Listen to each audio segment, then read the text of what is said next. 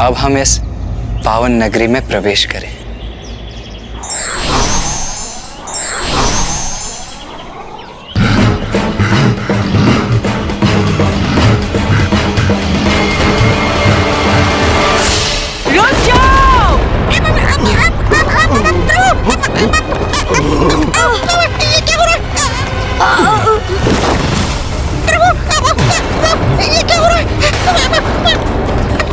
ये कौन है?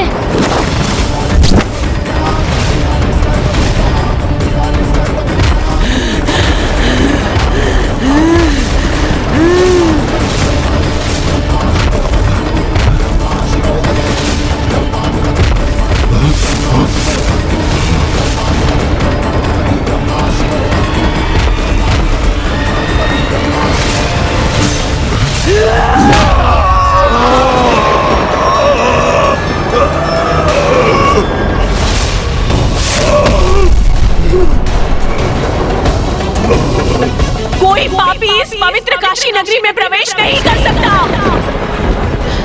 भैया ये तो वही देवी वाराही है ना, जिनका देवी कौशिकी ने शुंभ का वध करते समय आवाहन किया था।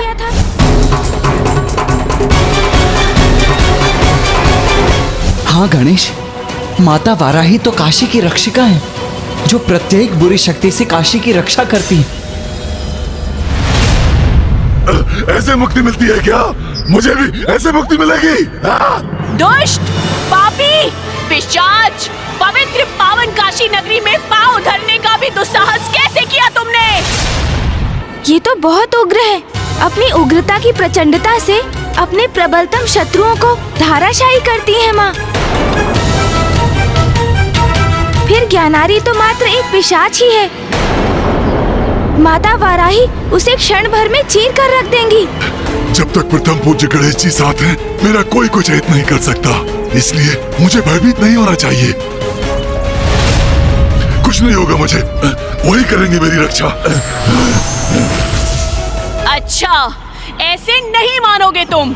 इतना दुस्साहस तुम्हारा कि मेरी चेतावनी के बाद भी आगे बढ़ने का, काशी के भीतर आने का प्रयास कर रहे हो।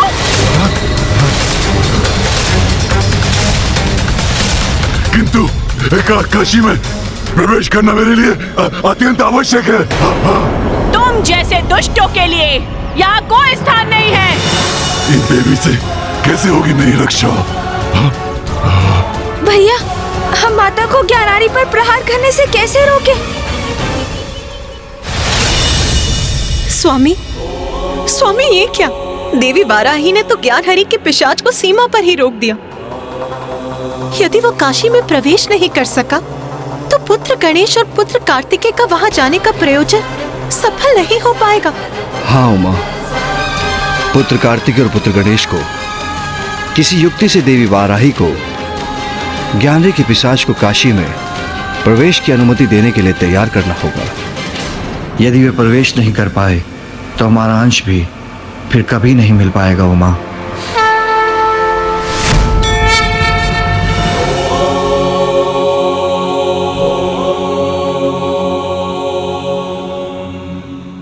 अब मैं तुझे नहीं छोड़ूंगी दुष्ट।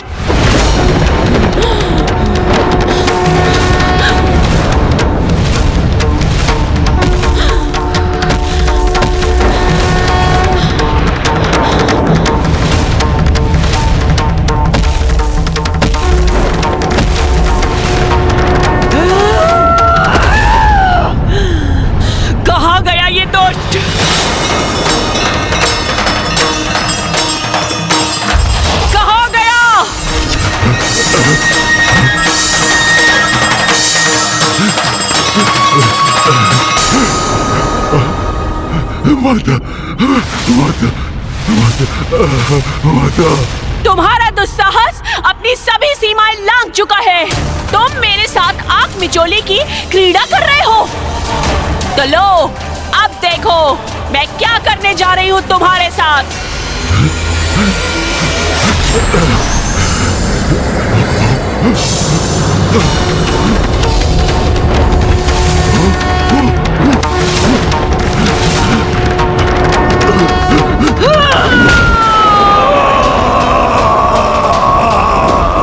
ये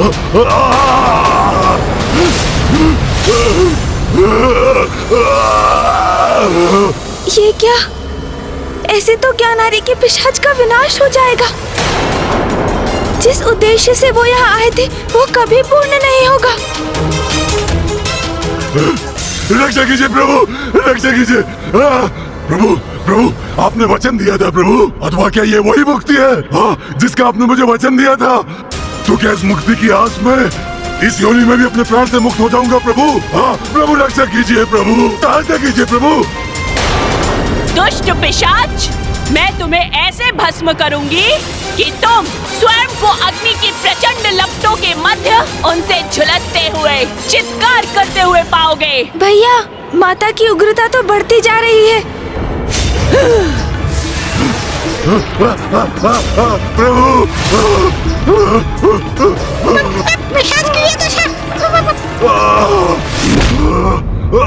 पिताश्री, रक्षा कीजिए प्रभु।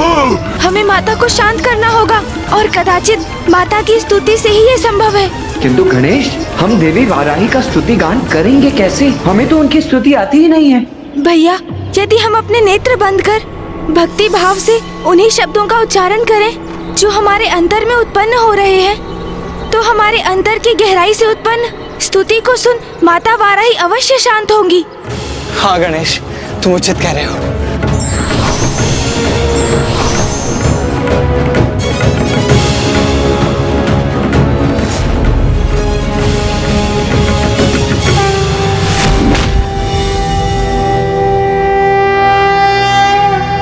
देवी क्रोडमुखी त्वदङ्घ्रिकमलद्वन्द्वानुरक्तात्मने मह्यं द्रुह्यति यो महेशि मनसा कायेन वाचा नरः तस्याशु त्वदयोग्रनिष्ठुरहला घातप्रभूतव्यथा पर्यस्यन्मनसो भवन्तु वपुषः प्रायाणोन्मुखः। ॐ ह्रीं नमो वाराहि अघोरे स्वप्न दर्शय दर्शय ठः ठः स्वाहा।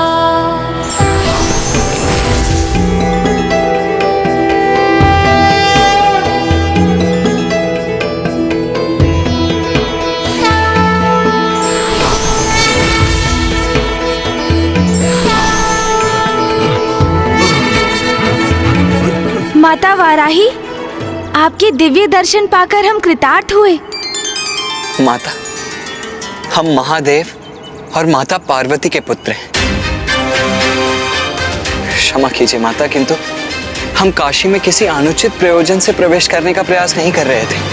तुम कौन हो ये मुझे भली भांति ज्ञात है पुत्र। तुम दोनों महादेव और देवी पार्वती के पुत्र हो, किंतु पुत्रों, तुम दोनों इस पिशाच के साथ यहाँ क्यों हो?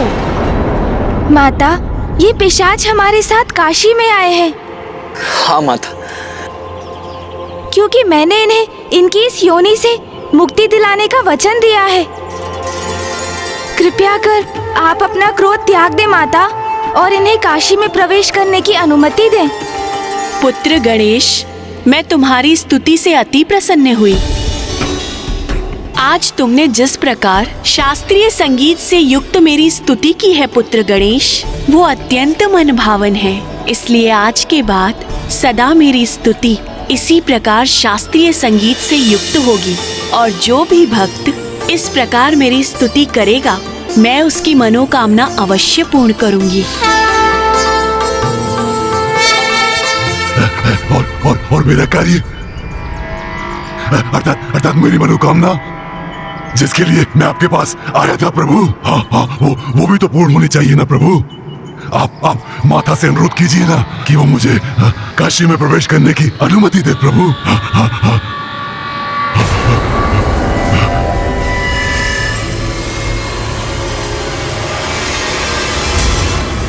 पुत्र गणेश, तुम्हारे वचन की रक्षा हेतु मैं इस पिशाच को काशी में प्रवेश की अनुमति प्रदान करती हूँ। धन्यवाद माता। आपको अनेकों अनेकों अनेकों अनेकों धन्यवाद। चलिए, अब तो अनुमति भी प्राप्त हो गई। चलिए, शीघ्र चलिए। माता, यदि आपकी अनुमति हो तो मैं आपसे एक प्रश्न पूछ लूं? अनुमति प्रश्न पूछने की? अभी नहीं नहीं नहीं, ये आप क्या कर रहे हैं प्रभु? अभी अभी समय कहाँ है किसी प्रश्न का? सर्वप्रथम मुझे इस पिशाच योनि से मुक्त करने का वचन पूर्ण कीजिए प्रभु। चलिए चलिए प्रभु चलिए। ज्ञानारी जी, मैंने स्तुति गान कर माता को प्रसन्न किया। उन्होंने हमें काशी में प्रवेश करने की अनुमति दी, जिससे आपका प्रयोजन तो सिद्ध हो ही जाएगा। तो मुझे भी एक प्रश्न पूछकर अपनी जिज्ञासा शांत करने दीजिए। इसलिए धैर्य धारण कर कुछ पलों की प्रतीक्षा कीजिए।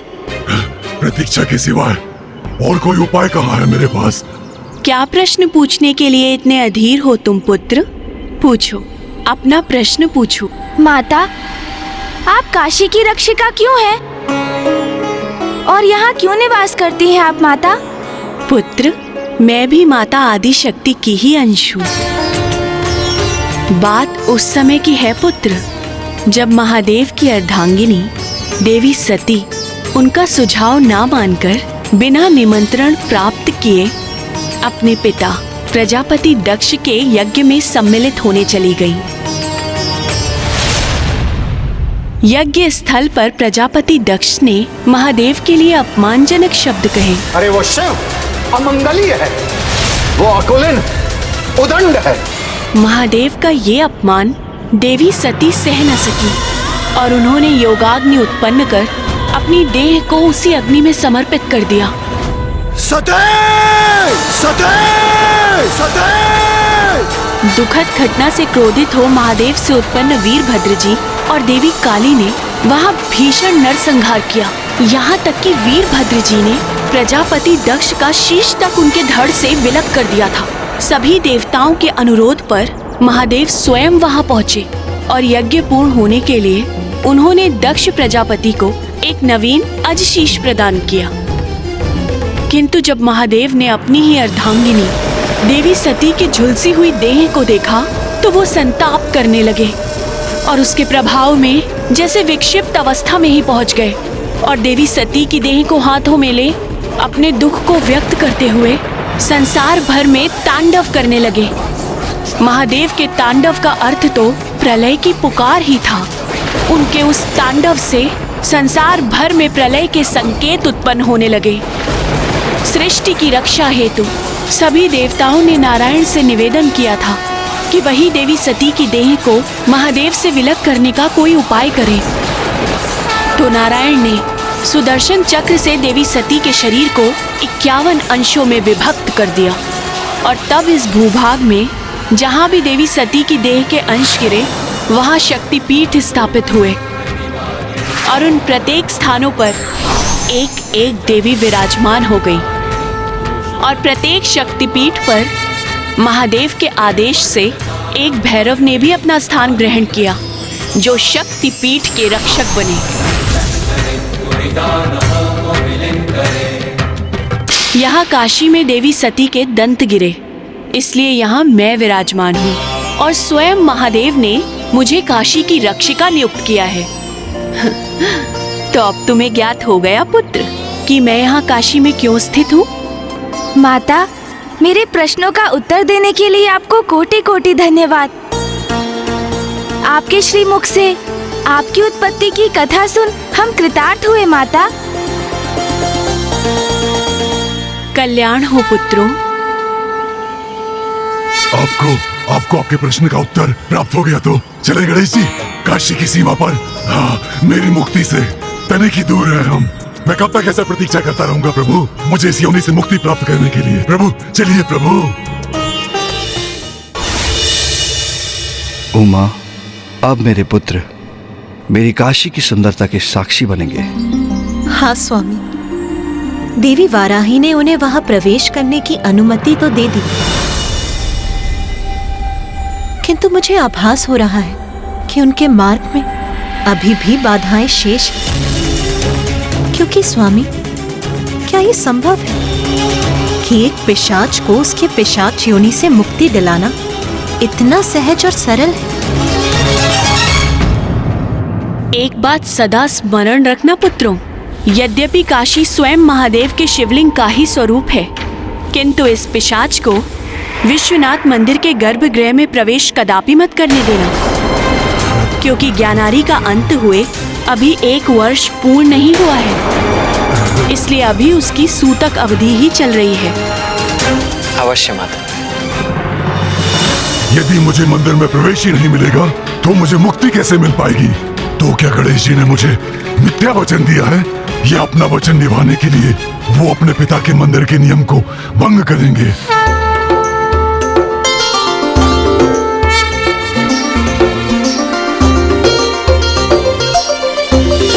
भैया, तो ये है पवित्र काशी स्थली।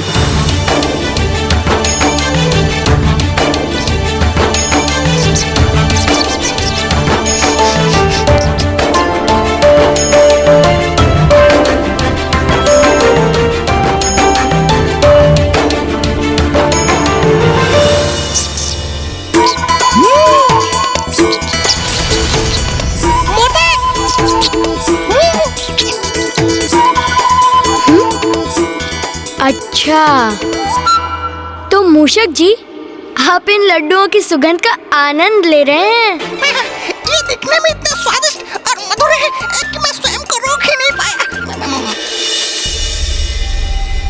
हर हर महादेव, शिव शिव शिव शिव, हर हर महादेव, शिव शिव शिव शिव, हर हर महादेव। भैया वो देखिए, ऋषि एवं साधुगणों की टोली पिताश्री का नाम जपते हुए, हमें उन्हें मार्ग देना चाहिए।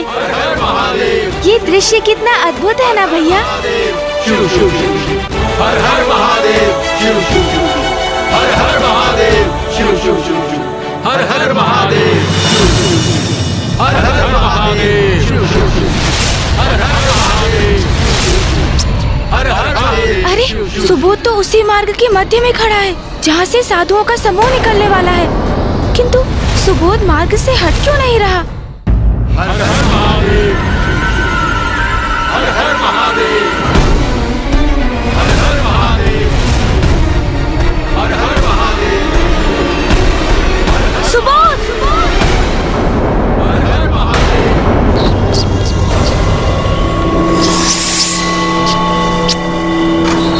क्या हुआ प्रभु? क्या हुआ गुरुदेव? वत्स सुबोध, तुम्हें ये ज्ञात नहीं, किंतु तुम अभी सीधे ऋषिगणों के एक समूह से टकराने वाले थे। क्या? ऋषिगणों का समूह? कहाँ प्रभु? मुझे तो वो कहीं नहीं दिखाई दिए। वैसे दिखाई तो मुझे भी कुछ नहीं दिया। मैं तो इसी असमंजस में था कि भला आप दोनों हाथ जोड़े किसे प्रणाम कर रहे थे? हर हर महादेव, शिव शिव शिव, हर हर महादेव, शिव। भैया, जिस काशी के दिव्य दर्शन मुझे और आपको हो रहे हैं, वो अन्य किसी को दिखाई नहीं दे रही है भैया। आप सभी को वो ऋषिगण नहीं दिखाई दिए, क्योंकि उनके पावन दर्शन सभी को नहीं हुए।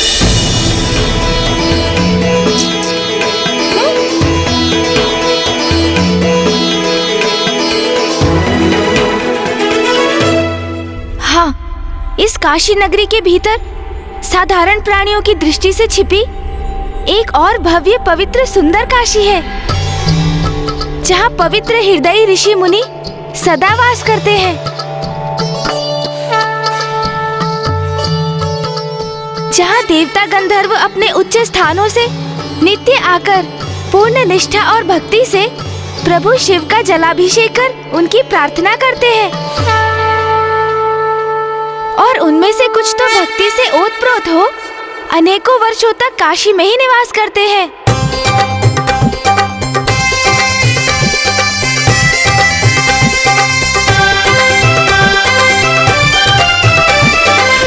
कोई यहाँ महादेव की साधना के लिए आता है, तो कोई गहन साधना करता है,